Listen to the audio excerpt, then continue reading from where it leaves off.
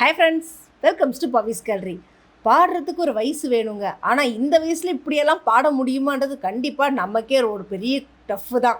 ஏன்னா 5 வயசு பொண்ணு அவ்வளோ பெரிய ஸ்டேஜில் ஆடிஷனெல்லாம் தாண்டி அந்த ஸ்டேஜில் பாடும்போது அந்த ஒரு பயம் அப்படின்றது இல்லாமல் இருக்குதுன்னா அதுக்கு பெரிய ஒரு ஹேட்ஸ் ஆஃப் தான் சொல்லணும். ஆமாங்க, ஸ்ரீவர்ஷினி ஃப்ரம் சென்னையிலேருந்து தான்.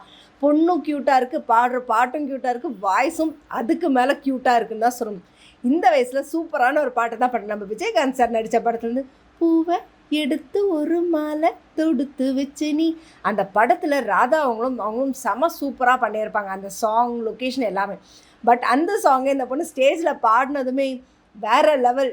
நிஜமாகவே அந்த வாய்ஸில் அந்த மழை மாறாத தனம் அப்படின்னு சொல்லுவாங்களா, அந்த மாதிரி அந்த வாய்ஸ் அவ்வளோ க்யூட்டாக பாடியிருக்கு. அந்த பாட்டுக்கு ஏற்ற மாதிரி காலைல தாளம் போடுறதும் எல்லாமே பாடிட்டு இருக்கும்போது நம்மளுடைய மனோஜி அவர்கள் கோல்டன் ஷவர் கொடுத்தாங்க. கோல்டன் ஷவர் அடிச்சதுமே பொண்ணு கொஞ்சம் பயந்துச்சு, ஏன்னா அந்த ஷவர் சவுண்டு கேட்டது. சித்ராமா தான் கேட்டாங்க, இல்லை என்ன பண்ணுறதுன்னு யோசிச்சுட்டு இருக்கோம் அப்படின்னு. பிரியங்கா உள்ள என்ட்ரி ஆனதும் என்னவோ யோசிச்சுட்டு இருக்கேன். ஆமாம், இல்லை பட்டர்ஃப்ளை மாதிரி இருக்குது, இந்த பொண்ணை வச்சு எப்படி ஷோவில் என்ன பண்ணுறது அப்படின்னு. ஒரு மியூசிக் கற்றுக்கணும் அப்படின்னாலும் ஒரு குரு கிட்டே போனால் மினிமம் 6 இயர்ஸாவது ஆகணும். பட் 5 வயசு தான் ஆகுது, இந்த பொண்ணை வச்சு எப்படி காம்படிஷன் கொண்டு போகிறது அப்படின்னு தான் யோசிச்சுட்டு இருக்கோம் நாங்கள் 3 பேரும் அப்படின்னு சித்ராமா சொன்னாங்க. அதுக்கு தான் சரி, உனக்கு ஒரு ஆப்ஷன் இருக்குது, ஒன்றை நாங்கள் போட்டியில் எதுவும், பட் ஆனால் ஷோ ஃபுல்லாக நீ எப்போவுமே இருப்ப அப்படின்னு சொல்லி இமான் அவருக்கு சொன்னோம். நீ என்ன பாட்டு பாடினாலும் சரி உனக்கு கோல்டன் ஷவர் தான், நீ எதை வேணாலும் பாடு, உனக்கு கோல்டன் ஷவர் தான் அப்படின்னு சொல்லாங்க.